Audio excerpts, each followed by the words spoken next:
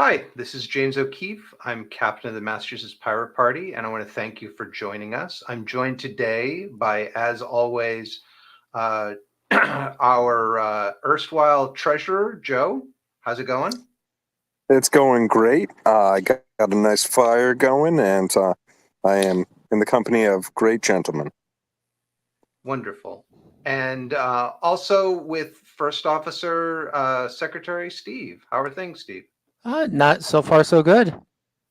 So before we get started, for folks, we had our pirate moot last Saturday. We'll have it we'll have it in a month, and we have a democracy meeting coming up on the 9th. But Steve, I know in Arlington, there are some things starting up there. Local government is in action. Can you give us a quick update? So yes, local government is in action. We have our town election Saturday, April 2nd. So that you will be able to vote for, well, we have uncontested races for select board, school committee, and a board of assessors. There is a contested race for town moderator. The moderator is the one who basically runs the legislative sessions, which for us are called town meeting, being a New England town at all. And then also up for election are a whole bunch of town meeting members, which are the representatives to our local legislature. Because of the census, Arlington recently, as in this past year, had to redraw some precinct boundaries. So there's a lot of people running, and a lot of seats up for grabs. Later in the month, towards the end of April, I think April 25th, but I might have the date wrong. That's when our town meeting session actually starts. Great, thanks, Steve. And for folks, if you live in a town, towns have elections every year. Each town chooses the date when they're going to have their own election, and about 30 or so towns have elected town meeting, the rest having open town meeting, in which case any voter can show up and participate. And certainly we encourage you that if you're in open meeting towns, please, be part of that good civic duty and go show up. Otherwise, you may want, if you're in a town that has elected town meeting, run. You only need generally about 10 signatures to get on the ballot, and oftentimes you may need 50 or fewer than 100 votes, sometimes even 40 votes to get on the ballot, or to get elected. And usually there are a bunch of seats that are up at any one time. So check with your town clerk about when those elections are. And, as always, if you need any help running for office, send us an email at info@masspirates.org. And we have a whole set of videos about running for office, and quite willing to help you out with that. Additionally, city elections will be odd years, so there's no city elections this year, but we also have state and federal elections. And so if you're interested in running for something like state representative or state senator, do contact us. We'll help you in terms of planning out your campaign and getting on the ballot. It's important even to be on the ballot, because oftentimes state reps, state senators have only the incumbent running.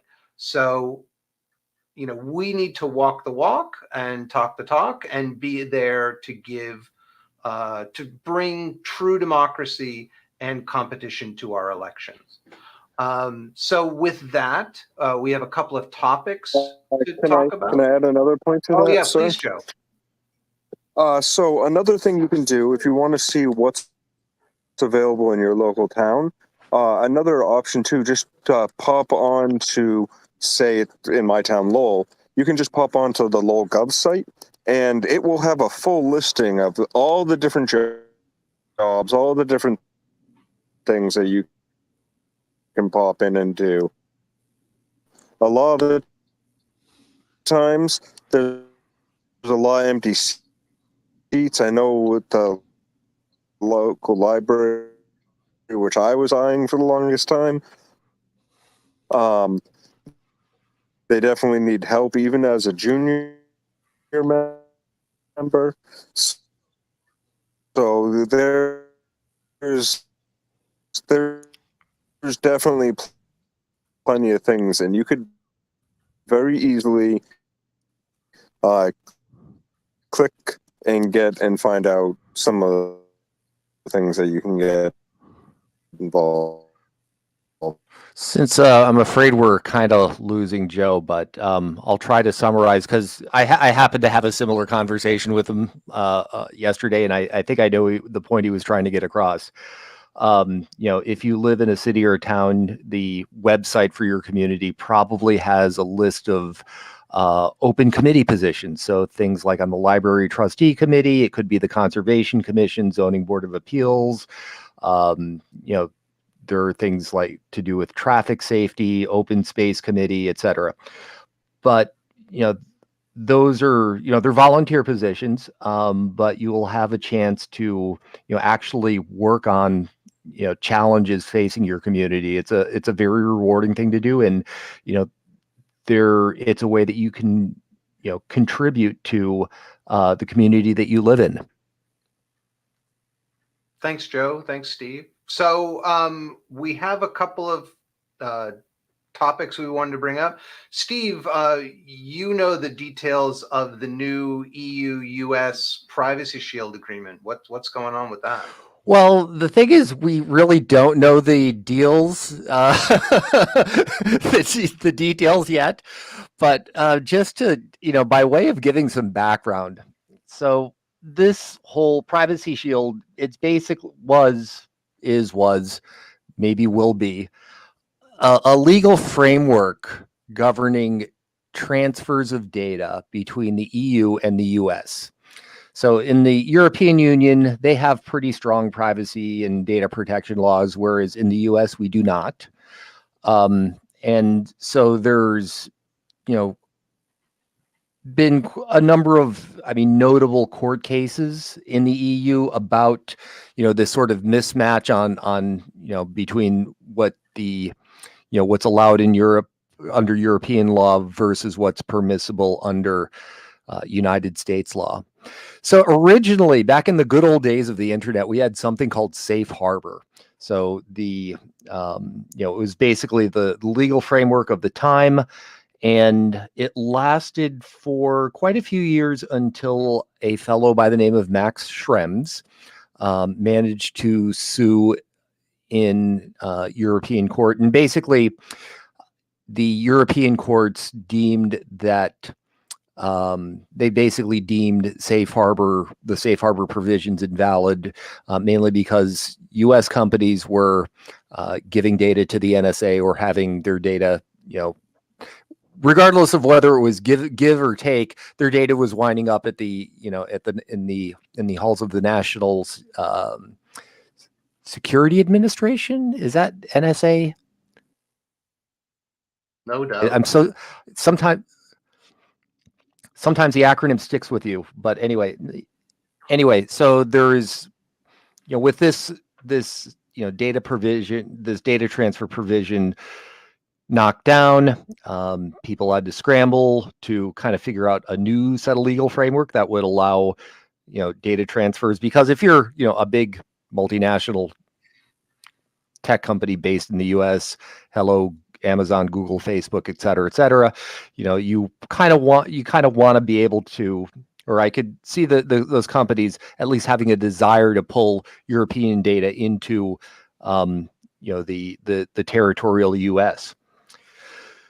So there was another case, again, Max Schrems strikes again. This was in the Irish data protection courts, and basically it was, the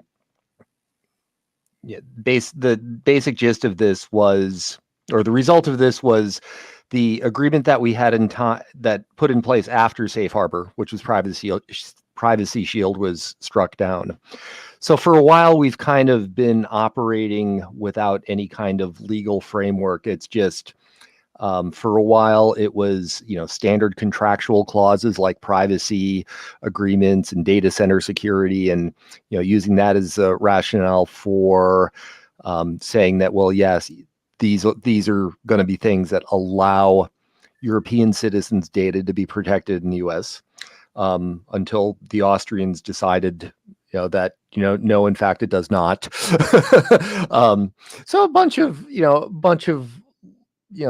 stuff going on, but what we know about Privacy Shield, and we'll get a link to this article in the description of the video, but supposedly the two sides have found an agreement in principle on a new framework for transatlantic data flows. So that doesn't sound terribly final, and it's not terribly forthcoming on details yet, but I guess we're going to wait and see what they come up with, and I'm sure there will be a Schrems 3 case to take it to task. Thank you, Jamie. Thanks, Steve. Yeah, it's kind of a amazing to think. I don't know.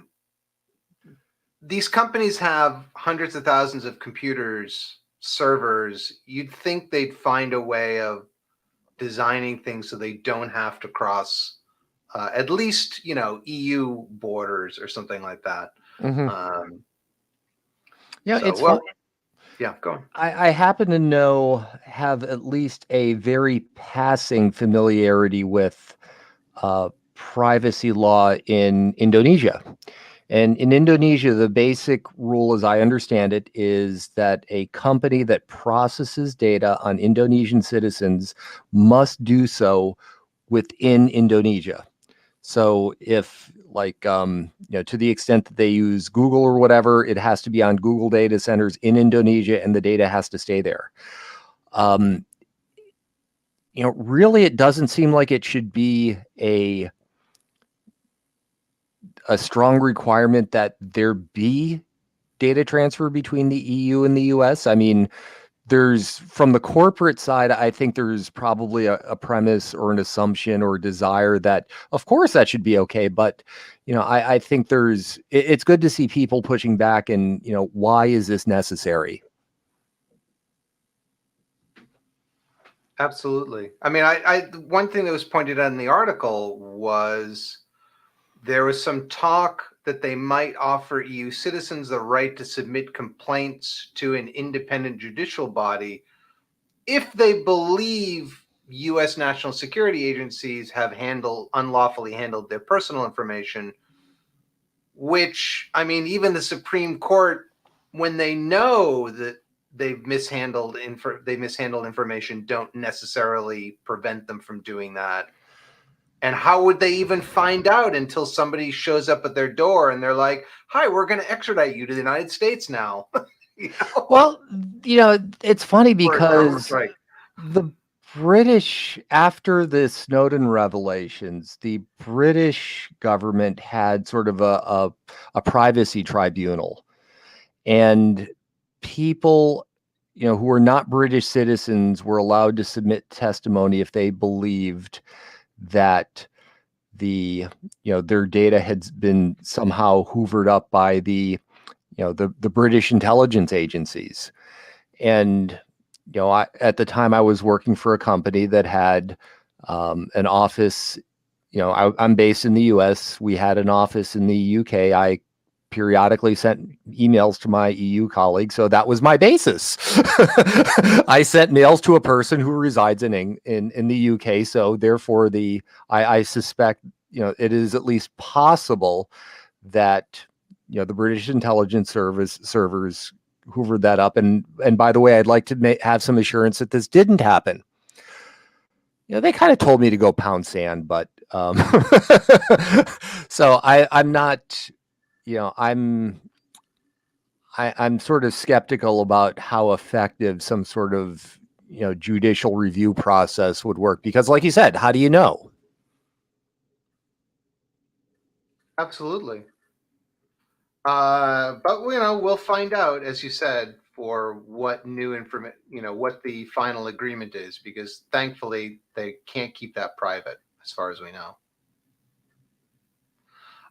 So Joe, how are you doing? I know you're having some technical difficulties.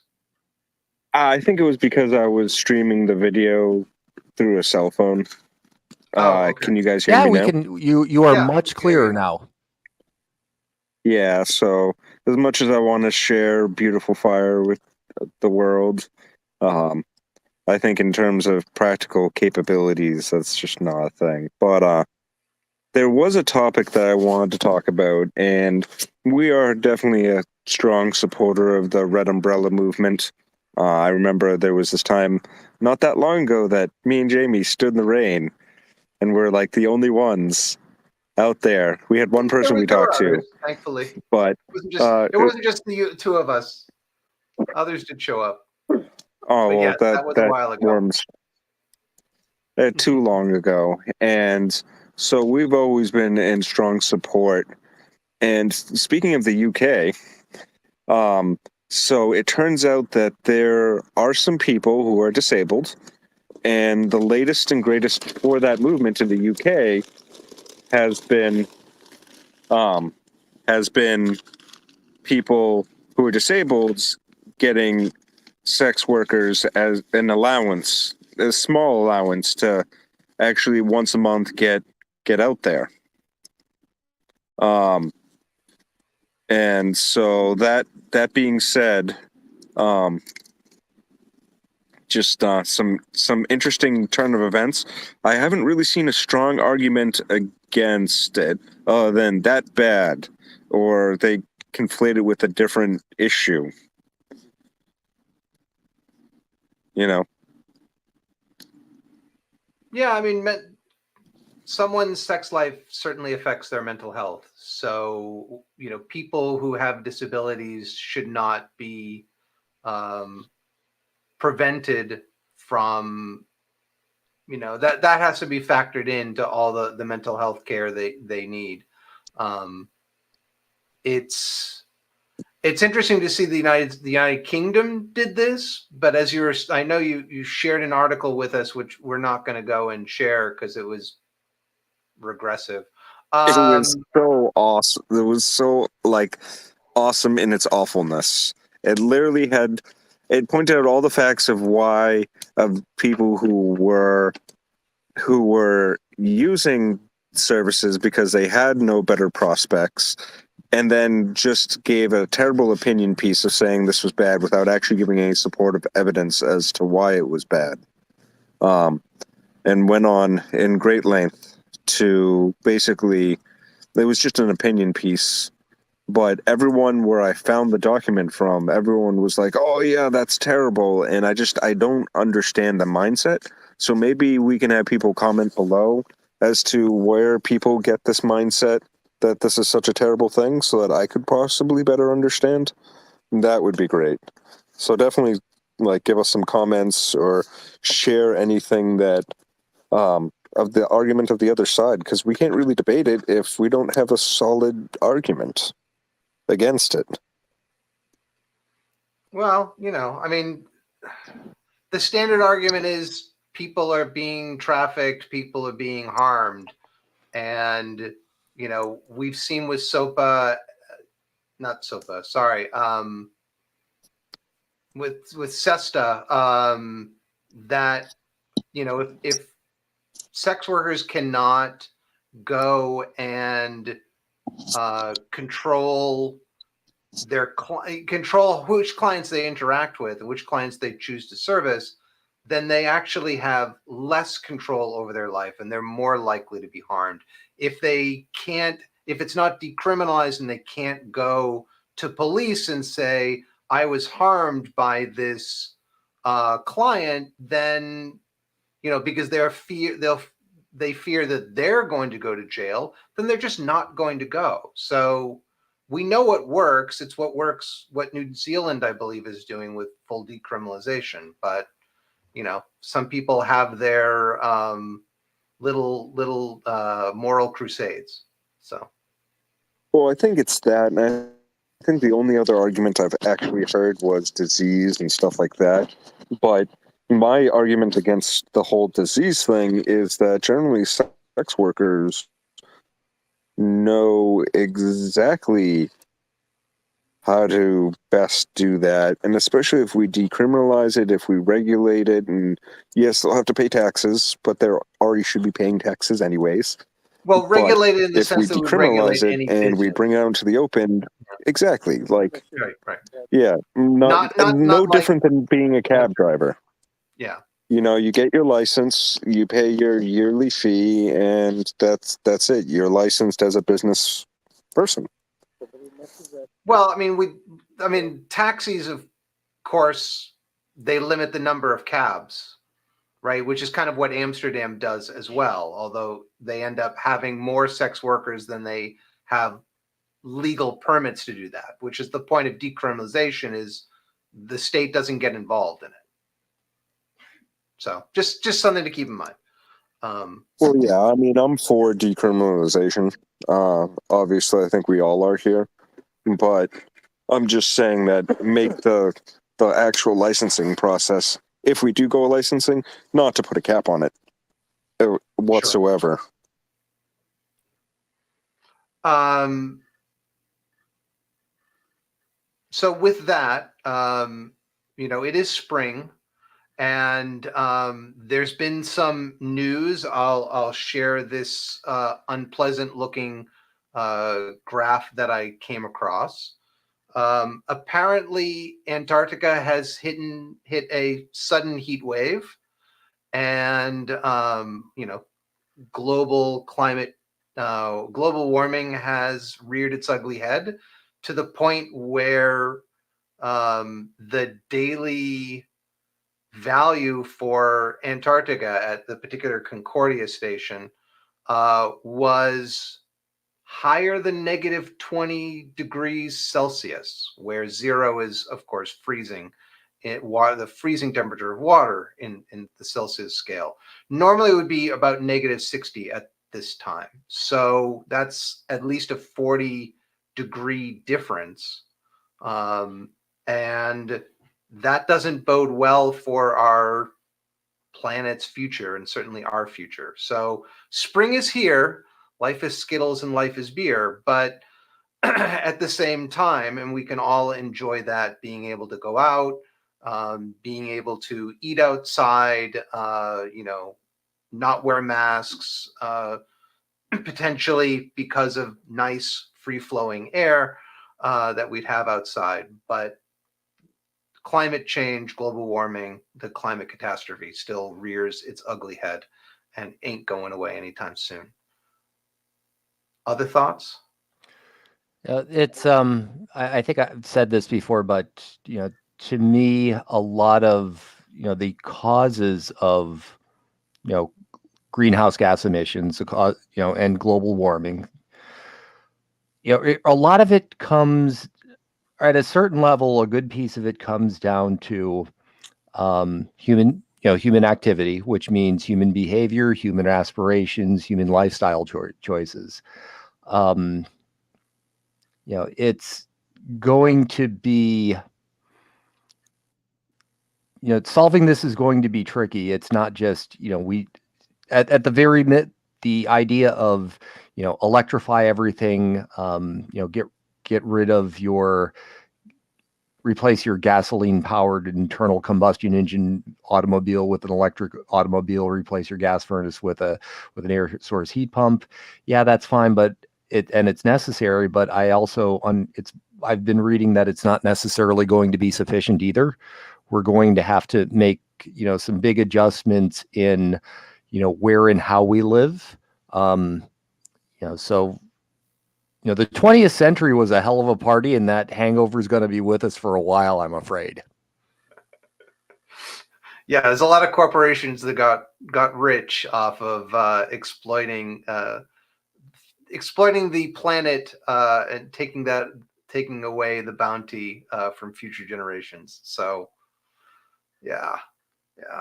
I mean, the transportation sector, not just cars, but driving things. Trains are more efficient, and you can electrify them, and you could, potentially run them off non-fossil fuels. Any industry, something to, that's going to have to get changed. I mean, production processes. It's just amazing. But Yeah. The Dutch, sorry. you know, like I like what the Dutchies have done. Do 60% of your trips by bicycle. that produces no carbon emissions at all. It's great. Right. So with that, thank you folks for watching us. If you have any suggestions, you can, or comments, please feel free to enter them into this video. You can also, if you want to help with this, you can email us at info@masspirates.org, and we're happy for all the help that you're willing to give. And you can always find us at masspirates.org. Please sign up for our mailing list so you can get notifications of events that are coming up, as well as the usual, like, subscribe, and click that bell. So thank you. Thank you, Joe and Steve. It's always a pleasure to talk with you. And I hope you have a wonderful, wonderful rest of the weekend. Thank you so much. And definitely sign up for that mailing letter. You know, Jamie puts a lot of love into those emails every week, and we really appreciate you. Thanks, folks. Bye. Thanks. All right.